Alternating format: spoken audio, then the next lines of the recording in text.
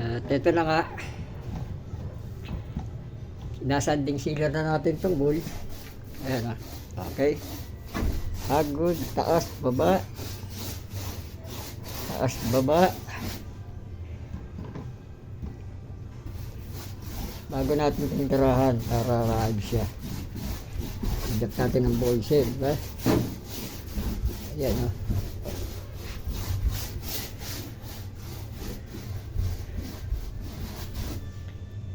Okay, tapos na.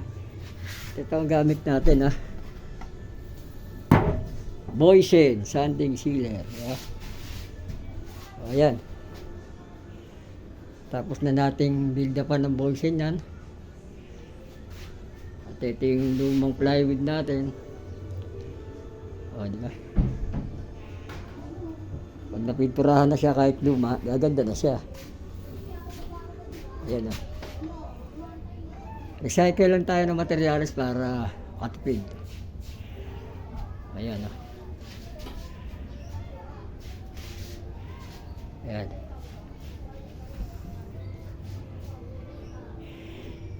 Yan kasi yung magiging closet ko. Dito sa second floor ko. O, yan. Kaya, okay mga kaibigan.